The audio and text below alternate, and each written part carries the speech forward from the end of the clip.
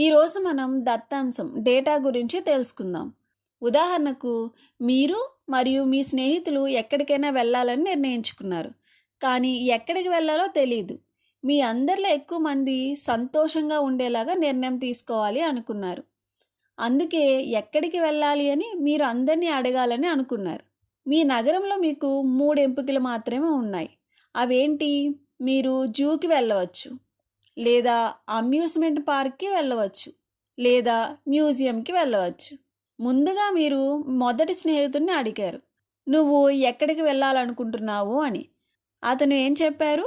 నేను జంతు ప్రదర్శనశాలకి, జూకి వెళ్ళాలనుకుంటున్నాను అని చెప్పారు. అది మీరు రాసుకున్నారు. తర్వాత రెండో స్నేహితుడిని అడిగారు. వారేం చెప్పారు? నేను అమ్యూజ్మెంట్ పార్క్కి వెళ్ళాలనుకుంటున్నాను అని చెప్పారు, ఉద్యానవనం. అది కూడా మీరు రాసుకున్నారు. తర్వాత మూడో స్నేహితుని అడిగితే అతను కూడా ఉద్యానవనంకి వెళ్ళాలి అని అనుకుంటున్నాను అని చెప్పారు. అది కూడా రాసుకున్నారు.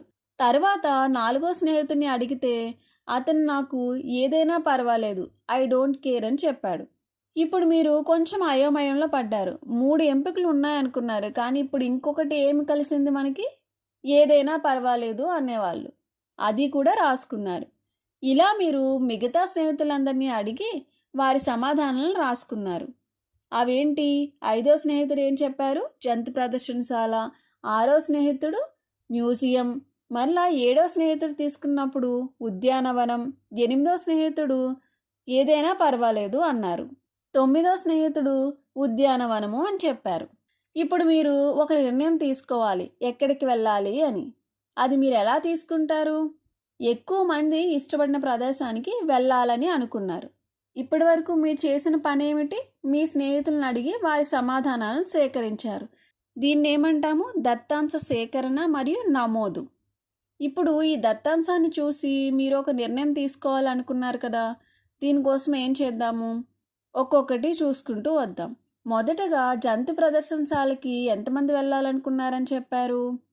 చూడండి, 1, 2. కాబట్టి 2 రాసుకుంటారు.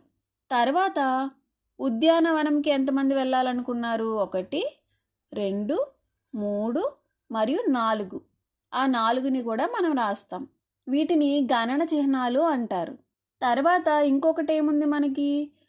మ్యూజియం. మ్యూజియం ఎంతమంది వెళ్ళాలనుకున్నారు? 1. అందువల్ల ఒక గణన చిహ్నంతో దీన్ని సూచిస్తాం. చివరిగా ఇంకొకటి ఏముంది మనకి? ఏదైనా పర్వాలేదు అనేవాళ్ళు. అలాంటి వాళ్ళు ఎంతమంది ఉన్నారు? 1 మరియు 2. ఈ విధంగా మనం ఇలా లెక్కలు వేసిన తర్వాత రాసిన సమాధానాలు మరియు గణన చిహ్నాలని ఒక పట్టిక రూపంలో ఉంచుదాం. ఈ విధంగా మీరు సేకరించిన దత్తాంశాన్ని ఒక క్రమ పద్ధతిలో అమర్చారు. దీన్ని ఏమంటాము? దత్తాంశ వ్యవస్థీకరణ అంటాము.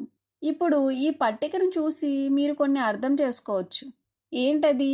ఎక్కువ మంది అమ్యూజ్మెంట్ పార్క్, ఉద్యానవనంకి వెళ్ళాలని కోరుకుంటున్నారు. ఎక్కువ మంది ఎక్కడికి వెళ్ళాలని అనుకుంటున్నారు? ఉద్యానవనంకి. ఇలా దత్తాంశాన్ని ఉపయోగించి మనం నిర్ణయం తీసుకోవచ్చు. దీన్ని ఏమంటారు? దత్తాంశ విశ్లేషణ.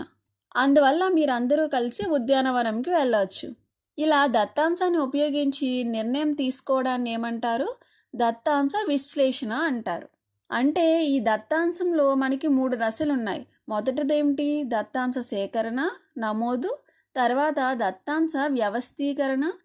చివరిగా దత్తాంశ విశ్లేషణ. ఇలా ఉన్న దత్తాంశాన్ని అమర్చడానికి మనకి అనేక విధానాలు ఉన్నాయి. వాటిలో కొన్ని పటచిత్రాలు, కమ్మీ రేఖాచిత్రాలు మరియు పై చార్ట్లు. ఇవి దత్తాంశాన్ని సులభంగా అర్థం చేసుకోవడానికి ఉపయోగపడే విధానాలు. మీరేం నిర్ణయం తీసుకోవాలనుకుంటున్నారో ఆ ప్రకారం ఆ దత్తాంశాన్ని అమర్చాలి. అది మీకు ఎంతో ఉపయోగకరంగా ఉండాలి. మనం ఏం నేర్చుకున్నాం? దత్తాంశం అంటే సమాచారం లేదా నిజాలు. దానిలో మొదటగా మనం చేయాల్సింది ఏంటి? ఇతరులను అడిగి దత్తాంశాన్ని సేకరించాలి. దీన్ని ఏమంటాం మనం? దత్తాంశ సేకరణ. తర్వాత వాటిని నమోదు చేస్తాం. సేకరించిన దత్తాంశాన్ని పట్టిక రూపంలో అమరుస్తాం. అంటే దీన్ని ఏమంటాము? దత్తాంశ వ్యవస్థీకరణ. ఈ విధంగా సక్రమంగా అమర్చితే మనకి చదవడం కూడా సులభంగా ఉంటుంది. తర్వాత దశ దత్తాంశ విశ్లేషణ. దత్తాంశాన్ని విశ్లేషించి సరైన నిర్ణయం తీసుకోవచ్చు. నిర్ణయం తీసుకోవడంలో మనకి దత్తాంశం అనేది చాలా ఉపయోగకరంగా ఉంటుంది.